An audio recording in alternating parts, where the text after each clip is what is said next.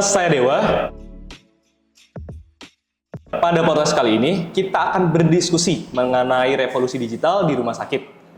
Sebelum berkenalan dengan narasumber kita kali ini, perlu diketahui bahwa teknologi rumah sakit sudah sangat berkembang dengan masif. Nah, bagaimana teknologi terkini berkembang?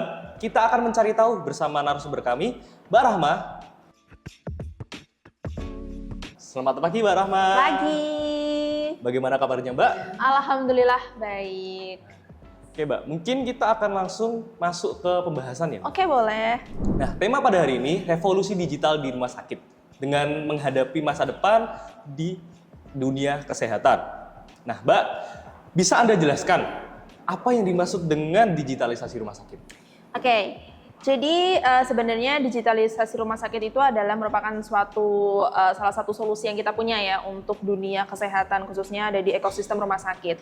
Nah, sebenarnya digitalisasi rumah sakit ini apa? Jadi digital rumah sakit ini adalah sebuah proses mendigitalisasikan seluruh proses kerja yang ada di rumah sakit guna untuk menunjang pelayanan yang ada di rumah sakit. Nah, biasanya rumah sakit ini selalu fokus kepada alat kesehatan, selalu alkes, tanpa mereka mengesampingkan bahwa perubahan teknologi selalu maju terus. Otomatis kita tetap harus mau nggak mau harus mengikuti perkembangan zaman kan.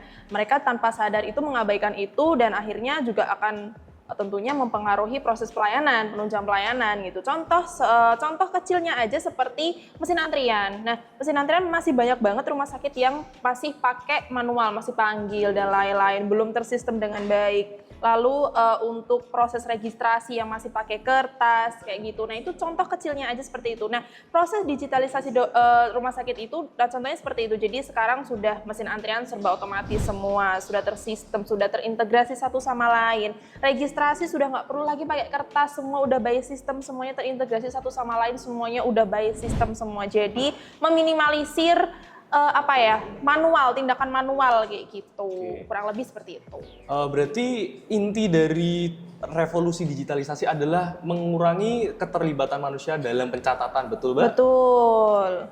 Nah, terus bagaimana perkembangan teknologi ini mempengaruhi operasional rumah sakit secara umum, Mbak? Bagaimana rumah sakit itu berubah secara berkalanya itu bagaimana? Oke. Jadi sebenarnya perkembangan teknologi itu sangat mempengaruhi operasional rumah sakit. Nah, contoh ini juga akan mempengaruhi penilaian terhadap rumah sakit itu sendiri. Jadi rumah sakit yang sudah maju, yang sudah digitalisasi sama rumah sakit yang masih menggunakan semuanya serba masih manual, serba masih pemanggilan dan lain-lain, itu pasti akan tetap mempengaruhi penilaian terhadap rumah sakit tersebut. Itu juga akan mempengaruhi operasional rumah sakit.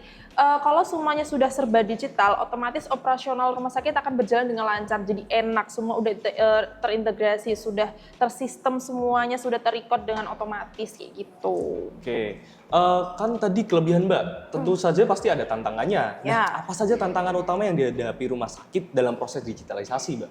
Oke, sebenarnya tantangan utamanya dari pengalaman saya pribadi, muter dari berbagai rumah sakit yang ada di sini, itu tantangannya pertama ada di anggaran. Nah, jadi nggak semua rumah sakit itu punya alokasi anggaran memang untuk teknologi. Pasti mereka punya skala prioritas tertentu. Skala prioritas pasti untuk obat-obatan, untuk belanja alkes. Nah, sebenarnya tantangan tersendirinya di situ. Nah, ini mungkin nanti ke depan harus ada kesadaran dari pemerintah bahwa teknologi itu sangat penting untuk penunjang pelayanan di rumah sakit. Jadi jangan hanya terfokus, sebenarnya skala prioritas memang pasti ada di rumah sakit untuk pengobatan, untuk alat-alat kesehatan dan lain-lain. Tapi kita tidak boleh mengesampingkan teknologi yang ada, karena itu benar-benar sangat mempengaruhi penunjang fasilitas rumah sakit gitu. Tantangannya sebesar ini pasti di anggaran sih, kan juga butuh dana, biaya untuk pengembangan teknologi kan juga tidak gratis. Betul.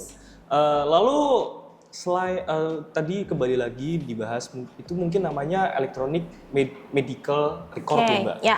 Nah, keuntungan sistem electronic medical record tersebut dibanding dengan rekam medis tradisional atau bahkan rekam medis yang lain itu apa ya? Oke, jadi rekam medis elektronik ini baru-baru aja disahkan oleh Kemenkes, bahwa Kemenkes mengeluarkan peraturan bahwa rumah sakit seluruh Indonesia RSUD maupun swasta itu wajib untuk mengimplementasikan ini itu di akhir bulan tahun kemarin harusnya semua rumah sakit harus sudah implementasi. Tapi kenyataannya lagi-lagi kembali lagi karena itu juga butuh support yang besar juga, tentunya banyak rumah sakit yang belum implementasi. Padahal ini sangat-sangat penting sekali rekam medis elektronik karena ini salah satu proses menuju digitalisasi rumah sakit itu. Nah, keuntungan utamanya apa? Tentu saja yang contohnya seperti ini, yang tadinya rekam medis masih menggunakan kertas, masih nyatet dan lain-lain, kita mengunjungi pasien, suster ataupun perawat dan lain-lainnya masih mencatat secara manual, secara kertas kayak gitu, dan akhirnya mereka bertumpuk-tumpuk dokumen banyak. Nah, dengan adanya electronic medical record ini, jadi semua sudah by system, mereka tinggal mencatat, oh ini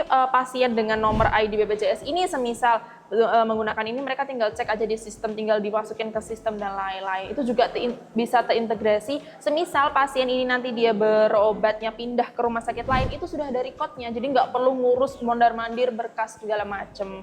Lebih praktis, lebih mudah, lebih oke lah pokoknya. Untuk IMR sendiri, itu apakah meningkatkan efisiensi dan kualitas pelayanan di rumah sakit, Mbak? Oh, tentu saja, pasti. Seperti yang saya katakan sebelumnya, ini sangat-sangat mempengaruhi kualitas pelayanan karena lebih efisiensi, lebih cepat, lebih tepat juga. Otomatis kan meminimalisir kesalahan yang ada, meminimalisir human error. Seperti itu, karena sudah tersistem. Selain IMR, apakah ada teknologi lain yang bisa diterapkan dalam rumah sakit? Oh, banyak. Tentunya sangat-sangat banyak. Salah satu contohnya adalah IoT system. Nah, apa itu IoT system? Jadi IoT system itu Internet of Things. Mungkin para klikers udah nggak asing ya sama IoT, istilah IoT ini. Cuma mungkin belum banyak yang tahu implementasinya IoT itu apa aja sih, implementasinya seluas apa sih sebenarnya. Implementasi IoT itu sangat-sangatlah luas, bisa diimplementasikan di mana aja, mau di ruang meeting, mau di ballroom, mau di apa, itu semua bisa diimplementasikan. Kayak gitu. Contohnya Mbak, yang bisa membantu operasional pada rumah sakit itu contohnya apa Mbak? Contoh semisal sistem IoT pada ruang bedah rumah sakit. Nah, jadi misal booking ruang bedah rumah sakit, jadi nggak perlu lagi, ini tolong dong catetin ini di sistem dan lain-lain. Semua sudah terotomasi seperti itu di sistem. Jadi tinggal booking, udah ada listnya, oh ini booking ini berapa jam untuk dokter ini, pasien ini, kayak gitu. Oke, kan itu kan tadi keuntungan. Nah, apa ada resiko nggak sih Mbak terkait penggunaan IoT dalam rumah sakit? Sebenarnya kalau untuk menggunakan IoT di rumah sakit itu kekurangannya yang perlu sangat-sangat diperhatikan dari risiko keamanan itu adalah mungkin dari segi hackers ya. Betul. Karena namanya teknologi itu pasti selalu ada celah.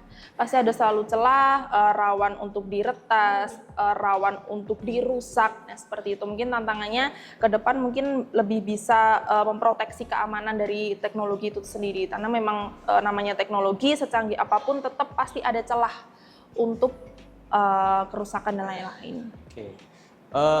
Mungkin cukup sekian untuk dari podcast kita kali ini. Terima kasih Mbak Ramah, luar biasa penjelasan mengenai revolusi digital di rumah sakit. Baik, Sobat Klikers, dari penjelasan Mbak Ramah dapat diambil kesimpulan bahwa teknologi rumah sakit memiliki efek yang sangat signifikan. Bukan hanya dalam membantu dalam proses penyembuhan, tetapi juga meningkatkan efektivitas dan mempercepat proses yang terdapat pada rumah sakit. Sobat Klikers, jika ada saran selanjutnya membahas apa lagi, bisa komen ya. Jangan lupa like, komen, share, dan subscribe. Sampai jumpa di podcast selanjutnya, dan dadah!